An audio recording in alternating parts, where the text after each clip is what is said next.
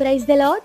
యేసుక్రీస్తు వారి మహోన్నత నామంలో ఆడియో వింటున్న ప్రతి ఒక్కరికి వందనాలు మరియు శుభోదయం. అనుదిన వాగ్దానాన్ని దయచేస్తూ తన లేఖనాల ద్వారా మనల్ని ఆదరిస్తున్న దేవునికి స్తోత్రాలు. నేటి వాగ్దానం కీర్తనల గ్రంథం 33వ అధ్యాయం 19వ వచనం.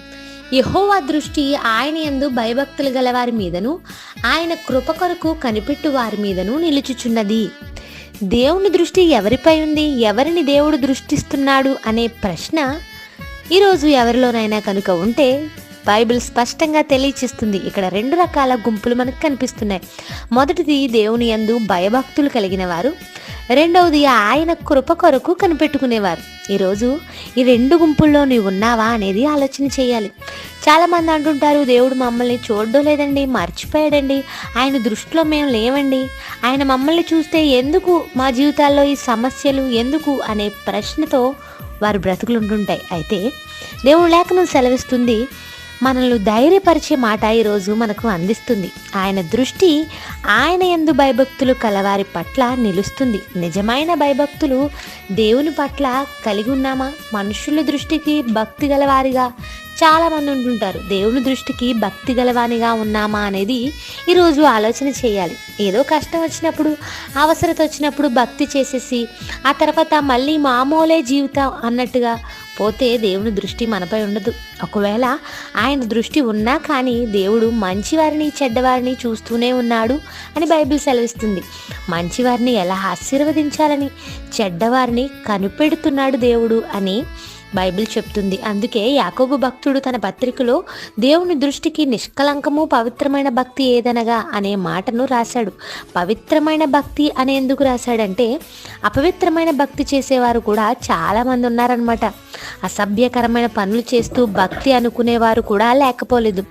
యాకోబు ఈ లోక మాలిన్యం అంటుకోకుండా కాపాడుకోవడం, దీనులకు సహాయం చేయడం దేవుని దృష్టికి భక్తి అని భక్తికి నిర్వచనాన్ని ఇచ్చాడు.